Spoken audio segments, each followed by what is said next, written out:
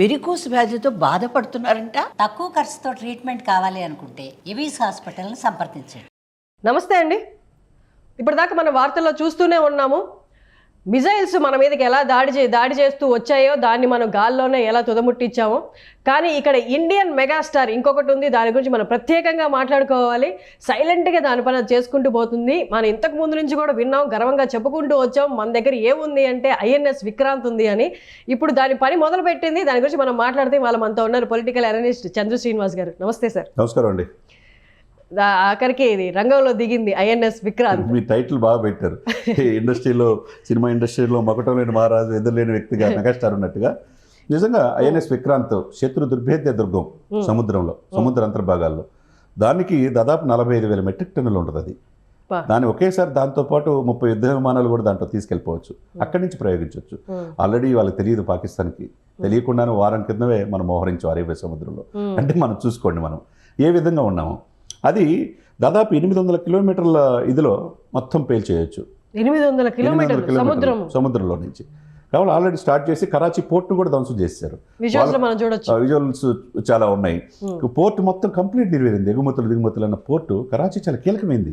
ఆర్థికంగా మూలాలన్నీ ఎక్కడ ఉన్నాయి, ఆ మూలాలు దెబ్బతీసాం. అంటే ఎందుకు మన మీద దాడి చేస్తూ ఉంటే చూస్తా ఊరుకుంటామా? కాబట్టి లాహోర్ ఏంది, కరాచీ ఏంది, రావల్పిండి క్రికెట్ స్టేడియం కూడా ధ్వంసం అయిపోయింది. ఇక్కడ నేను ఇప్పుడు మీరు చెప్పే పాయింట్ ఆఫ్ వ్యూలో శత్రు దుర్భేద్య దుర్గంగా ఎందుకు ఐఎన్ఎస్ విక్రాంత్ అని అంటారంటే, ఆ రోజు నుంచి ఈ రోజు వరకు కూడా ఐఎన్ఎస్ విక్రాంత్ అంతకుముందు వార్లో కూడా 1971 వార్ కావచ్చు, అది చాలా పవర్ఫుల్గా తీర్చిదిద్దారు. ఆ రోజు పాలకులు కావచ్చు, ఇప్పుడున్న దాన్ని కంటిన్యూ చేస్తా దాన్ని అధునాతనమైన ఇదిని టెక్నాలజీని అందిపుచ్చుకుంది. ఇందాక చెప్పినట్టు 45,000 మెట్రిక్ టన్నులు సామర్థ్యం ఉన్నది.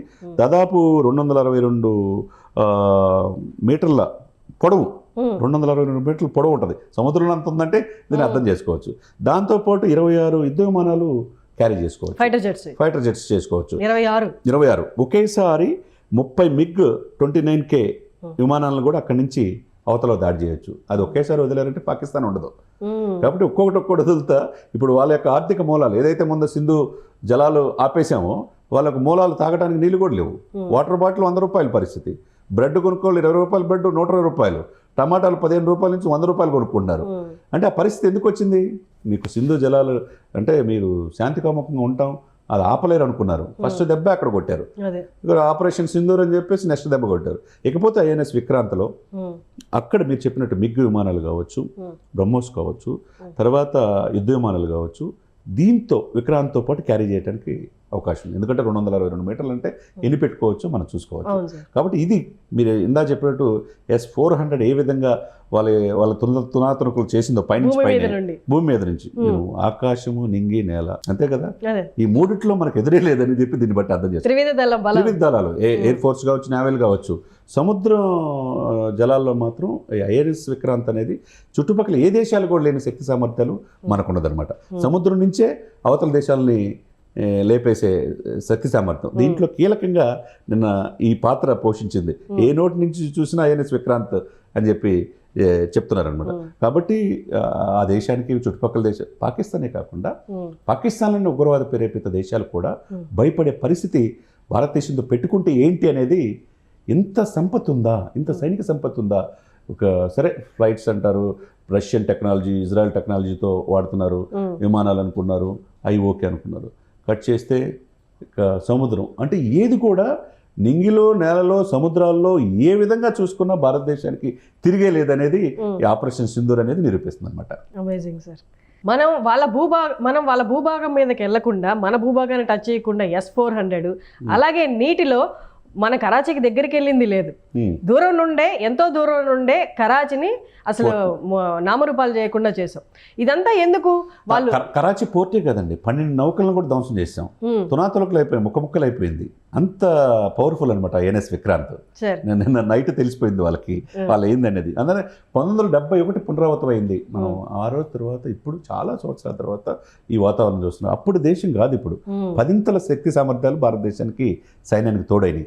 కాబట్టి మన దేశ సైన్యం దేశం కోసం పనిచేసే వాళ్ళని హ్యాట్సాప్ చెప్పాలా. అది ఆర్మీ కావచ్చు, నేవీ కావచ్చు, ఎయిర్ ఫోర్స్ కావచ్చు. ఇప్పుడు ఎంత పవర్ఫుల్లో భారతదేశం ఈ యొక్క ఆపరేషన్ ద్వారా ప్రపంచానికి కూడా తెలియజేస్తాం అనమాట. ఒక పాకిస్తాన్కే కాదు. Exactly sir.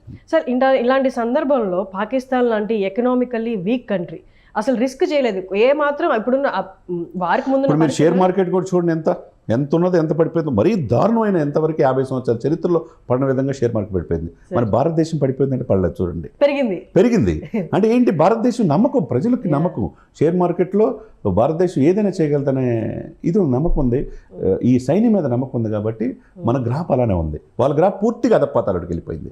కాబట్టి దీన్ని బట్టి వాళ్ళ యొక్క ఆర్థిక మూలాలు అయిపోయినాయి, తాగటానికి నీళ్ళు, తినడానికి తిండి లేని పరిస్థితి, పండించడానికి పొలాలకి సింధు జలాలు కూడా రావు. ఇంకా మీరు ద్వైపాక్షిక సంబంధాలు ఐక్యరాజ్య సమితి ఏమి చేయలేని పరిస్థితి, మీరు ఉగ్రవాదులు పెంచి పోషిస్తుంటే ఐక్యరాజ్య సమితి మిమ్మల్ని ఎలా కాపాడింది? కాపాడలేదు. ఇప్పుడు IMF ఇంటర్నేషనల్ మానిటరీ ఫండ్ కూడా నిధులు ఇవ్వద్దు ఉగ్రవాద దేశం అని చెప్పేసి ఆల్రెడీ నిర్మలా సీతారామన్ గారు లెటర్ కూడా ఇచ్చారు. IMF కూడా నిధులు ఆపేస్తుంది. ఇక అత్యంత ప్రమాదమైన ఉగ్రవాద దేశంగా మిమ్మల్ని ముద్ర వేశారు. ప్రపంచంలోనే ఏకాక అయిపోయిన పరిస్థితి. ఎందుకంటే నిత్యం అశాంతి కలిగిస్తున్న ఉగ్రవాదుల్నే మీ దేశంలో పెట్టుకుంటున్నారంటే మరి ఎలా ఉంచుతారండి? ఎగ్జాక్ట్లీ. ఇంకా అక్కడ ప్రజలే తిరుగుబాటు చేయాలి సార్. మా ప్రాణాలు ఎందుకు మీ మూలంగా పోవాలి, మేమేమి ఉగ్రవాదుల్ని వాళ్ళు పెంచి పోషించింది లేదు, అక్కడ ఆఫీసర్సే పొలిటికల్ సిస్టమే వాళ్ళని పెంచి పోషించింది. వాళ్ళకి ఎదురుగా మనం దాడితో పాటు ఆ సివిలియన్స్ దాడి చేస్తేనే కానీ వాళ్ళు అది స్టార్ట్ అయిందండి అంతర్యుద్ధం. వాళ్ళ భూభాగంలో ఉన్న బలూచి ఆర్మీ కూడా స్టార్ట్ చేసింది ఒకవైపు. వాళ్ళకి కనీసం తినడానికి తిండి లేని విషయంలో ఆరోగ్యపరంగా వైద్యపరంగా చిన్న చూపు చూస్తున్నారు. సెకండ్ సిటిజన్ అని చెప్పేసి 44 విస్తీర్ణం ఉంది, 44%.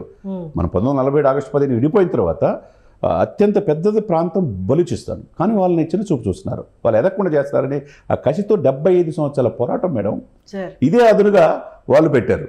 వాళ్ళు కొన్ని నగరాల్ని స్వాధీనం చేసుకోవటం, 7 నగరాల్లో ఆ జెండా పాకిస్తాన్ జెండా తీసేసి బలూచి ఆర్మీ స్వంతంత్ర దేశం కావాలని పోరాడుతున్నారు. అది కూడా సద్యం అవుతుంది. భారతదేశం ప్రశంసిస్తున్నారు వాళ్ళు. ఎగ్జాక్ట్లీ. ఈ వారు పాకిస్తాన్ కోసం, పాకిస్తాన్ ప్రజల కోసం అని పాకిస్తాన్ అనుకుంటే అది చాలా వాళ్ళు నిద్రపోతున్నట్టు అనమాట. ఎందుకంటే భారత్ నుండి పాకిస్తాన్ వాళ్ళు ఎవరైతే సిటిజన్స్ ఇండియాలో ఉన్నారో వెళ్ళిపో అన్నప్పుడు వాళ్ళు నిర్మోహమాటంగా మీరు నాకు అక్కర్లేదు, వాళ్ళ సొంత సిటిజన్స్ మీరు నాకు అక్కర్లేరు పొండి అని వెనక్కి నెట్టేసింది. అలాంటి వాళ్ళు ఆల్రెడీ పాకిస్తాన్లో ఉన్న వాళ్ళని ఏం కాపాడుతారు? ఈ యుద్ధంలో వాళ్ళు గెలవరేందని తెలిసి కూడా మన మీదకు వస్తున్నారు అంటే they are ready to sacrifice their own citizens అనేది మనకు అర్థమవుతుంది. Thank you so much sir. Thank you అండి. సుమన్ టీవీలో మీ పర్సనల్ అండ్ బిజినెస్ ప్రమోషన్స్ కోసం కింది నెంబర్కి కాంటాక్ట్ చేయండి.